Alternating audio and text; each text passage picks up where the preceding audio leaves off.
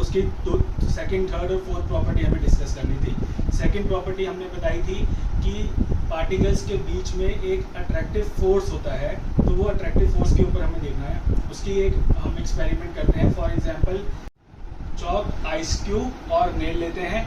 अब इसको हम बारी बारी एक हैमर से तोड़ने की कोशिश करते हैं। ये तीनों आइटम आप देखेंगे तो सॉलिड आइटम्स हैं। अगर हम चॉक पे हम हैमर को मारते हैं तो चॉक आराम से टूट जाएगा। फिर हम आइस को लेंगे, आइस के ऊपर हम दोबारा से हैमर को हिट करेंगे तो इस बार हमारा थोड़ा ज़्यादा फोर्स लगेगा। फिर हम उसके बाद नेल को करेंगे। नेल पे क्या होगा, हैमर का असर आप खुद बताइए। नेल पे हैमर हम जितनी मर्जी जोर से मारे, नेल टूटेगा नहीं। नेल की शेप थोड़ी सी हो सकता है चेंज हो जाए, बट नेल टूटेगा नहीं। दिस शोज कि चॉक के अंदर जो अट्रैक्टिव फोर्सेस हैं वो कम है एज कम्पेयर टू नेल्स, और आइस में मीडियम है, तभी वो बिल्कुल टूट जाता है और नेल टूटेगा नहीं, वो अपना सिर्फ अपनी शेप को डिफॉर्म कर लेगा। ये हो गया आपकी सेकंड प्रॉपर्टी। अब हम बात करते हैं अपनी थर्ड प्रॉपर्टी के बारे में, जिसमें हम ये बताते हैं कि पार्टिकल्स के बीच में स्पेस होता है।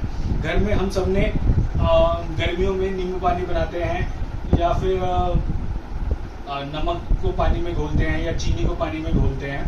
तो हमने देखा होगा कि अगर हमने एक बीकर में, एक ग्लास में पानी लेते हैं, उस पानी के अंदर हम जब चीनी डालते हैं या नींबू डालते हैं तो वो बेसिकली क्या होता है, वो उतना का उतना ही रहता है, वो उसमें डिज़ोल्व हो जाता है अच्छे से, और उसका सरफेस एरिया नहीं बढ़ेगा। अगर फॉर एग्जांपल मैंने 100 ml पानी लिया और उस 100 ml या 1 लीटर पानी लिया, हमने 1 लीटर पानी के अंदर हमने चीनी के 2 चम्मच डाले, तो चीनी के 2 चम्मच से उसका वो क्वांटिटी बढ़नी चाहिए, बट वो नहीं बढ़ेगी।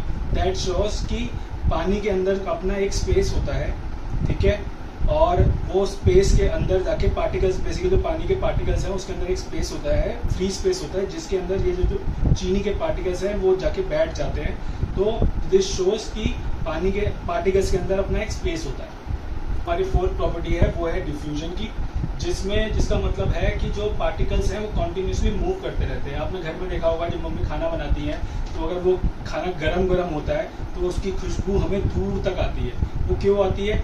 क्योंकि जो हमारा जो खाना है उसकी जो खुशबू होती है वो फैलती चली जाती है धीरे धीरे। अगर ठंडा खाना होता है तो उसको आप बहुत पास भी आओगे तब भी आपको खुशबू नहीं आएगी, पर गर्म खाने की खुशबू दूर तक जाती है। ये इसी फिनोमिनन पे बेस है कि जो पार्टिकल्स होते हैं वो कॉन्टिन्यूसली मूव करते रहते हैं और वो एयर के साथ फैल के आगे तक चले जाते हैं और हमें दूर तक उसकी खुशबू आती है। तो this shows particles has 4 properties जो हमने बारी बारी पढ़ ली है। इसके साथ हमारी ये वीडियो यहाँ खत्म होती है। नेक्स्ट वीडियो में हम एक नया नेक्स्ट टॉपिक लेके आएंगे।